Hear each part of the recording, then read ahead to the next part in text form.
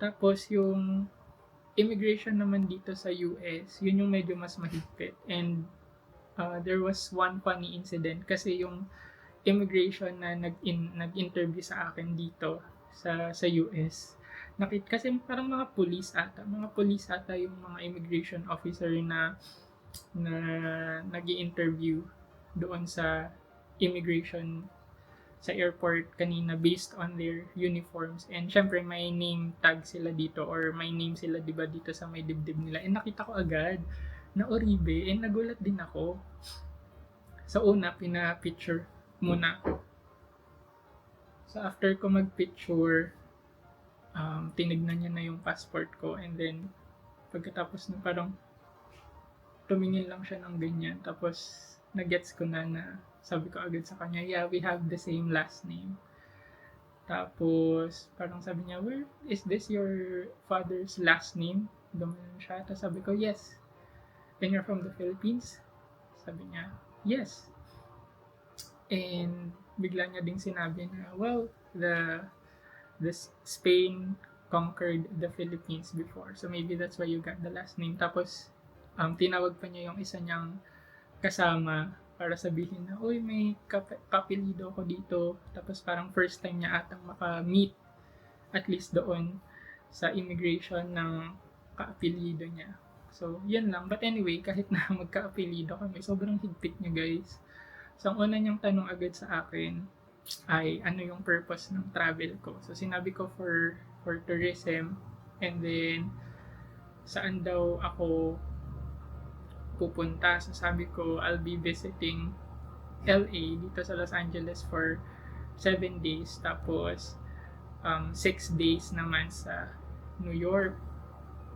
So, sabi niya, so kailan yung balik mo? So, sinabi ko lang kung kailan yung exact date ng flight ko and then tinignan niya yung mismong flight ticket ko sa phone.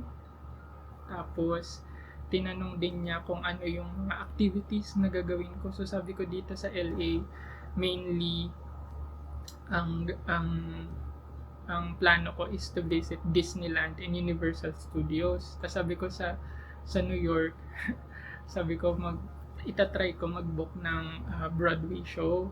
Tapos bigla niyang sinabi na okay, patingin nga ng mga tickets mo sa Disneyland, ganyan. So pinakita ko yung Disneyland ticket ko na nabook na yung Universal Studios. Tapos hiningi rin niya yung sa Broadway. Eh wala pa ako nabubook nun. And actually baka hindi ko na nga i-push yun kasi nung chinek ko yung price, medyo mahal siya. Parang nasa, kung i-convert dito sa atin, mga nasa 10,000 pesos. So medyo mahal. So baka hindi ko na i-push yun. So sabi ko na lang, hindi pa ako nakakabook kasi nag-check pa ako ng ticket online and hindi ko pa alam kung saan magbubook.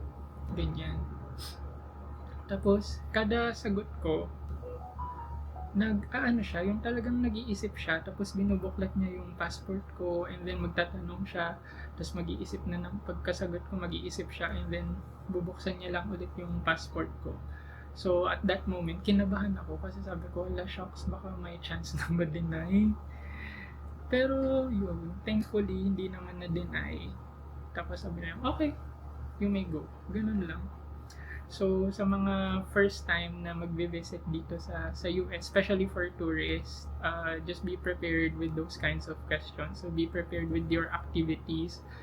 Kailangan alam mo yung mismong, or at least makapagbigay ka ng exact na mga activities or plans na gagawin mo on your visit.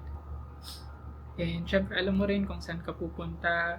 Alam mo rin kung ano yung kung saan ka magstay, kasi tinanong din pala ako kung saan ako magstay. So, sinabi ko mismo yung pangalan ng hotel na pagstayan ko dito sa LA and sa New York.